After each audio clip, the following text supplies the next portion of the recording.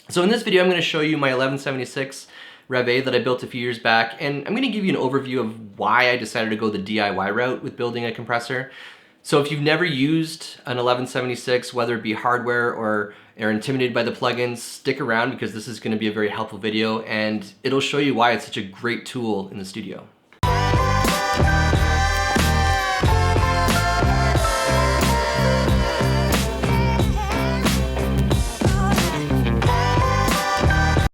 So in 1967, the 1176 Rev A was built, and from what I've heard, only 25 of these are made. You can go to the Universal Audio website to verify that, and I could be wrong, but I'm pretty sure that they said only 25. It was a very small number. They had really good attack speeds, but they were noisy. So Bill Putman decided to do another revision of this, which he called the AB, which was just kind of like a better version of the Rev A, and eventually he made the Rev B, which came after the AB. These are known as the infamous Blue Stripe. After he made a new version of it, which is really just another revision of the B, which I think he called it C, and this carried on to revision F. These are known as the Blackface series, and these are kind of lower noise.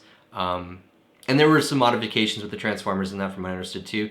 And then eventually we had the whole silver front, which was basically Rev G and Rev H. And then after that, they stopped making the revisions.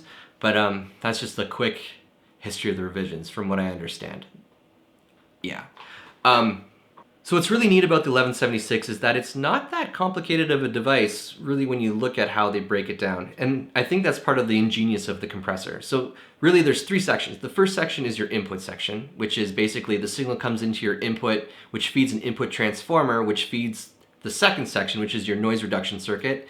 And there you can set your various ratios, and then that signal is sent to an output transformer, which is your markup. So just understanding those three concepts, there's a lot you can actually do with it. I'll put some links down below if you want to read more about this. There's some really cool stuff on the Universal Audio website, and just some other really great write-ups on the electronics of an 1176. Why did I pick this particular model? When I sat down and went through the website, at the time there's only two revisions I could pick from. There was the D and there was the A.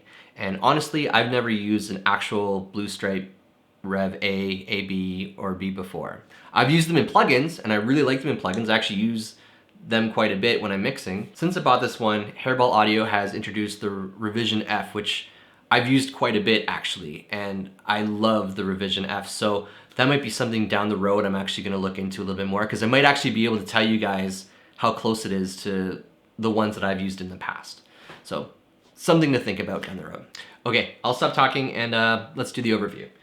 So here's the front panel of the 1176.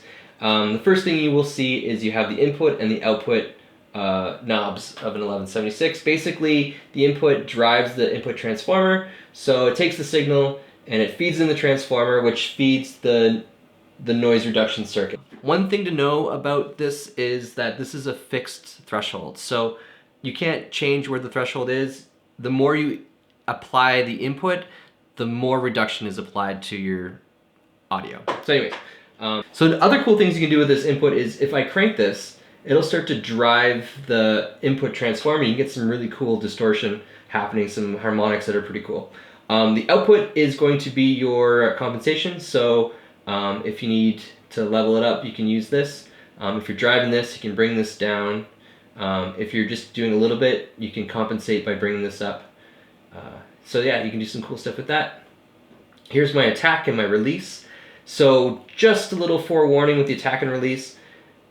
All the way to 7, this is your fastest attack speed and your fastest release speed. 1 is your slowest. So this kind of can trip some people up. So you just want to make sure you know that 7 if you want to have a really fast attack. And release is all the way to 7 there too. And this is kind of the default that I always set it at. And you see that in the a lot of compressors in plugins will have it set to 3. So like for example, if you're doing a kick drum or a bass and you want to have some transient slip, you're going to slow down the attack a little bit, but you're going to have a fast attack to avoid, or a fast release to avoid any pumping. This section here is your ratio setting. So this is applied in the noise reduction circuit. So this is a 4:1 ratio, 8:1 ratio, 20:1, or 12:1, 20:1, and all buttons in mode. The infamous. Anyways, this is my meter. It's just a little VU meter that helps me see. It needs a little bit of calibration, but for the most part, it's cool. And then this is my meter section. So I can turn the unit off right there. So I made a simple loop just of a generic kick drum sound that I found in Pro Tools, and it's just quarter notes. Okay, so right now I have it set, none of the ratio buttons are pushed in. So right now the ratios are deactivated. What I'm gonna do is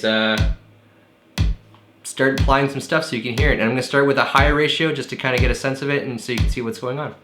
Okay, here we go. So I'm gonna start with, let's do 12 to 1.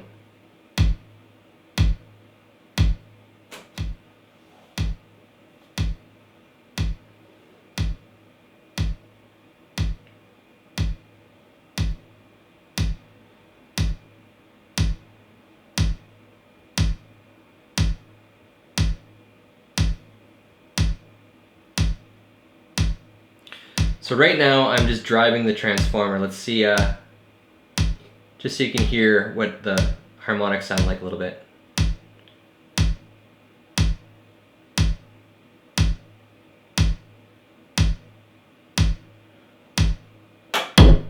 That's before, that's after.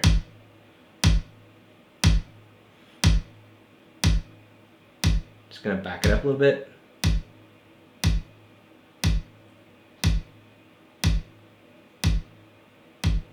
So now this is the fastest attack that I have set.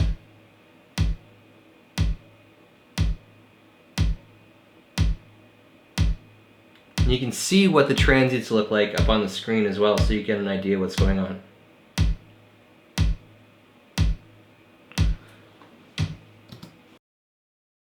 All right, there you have it. There's the overview of my 1176. I hope you got something out of this. If you have any questions, please let me know.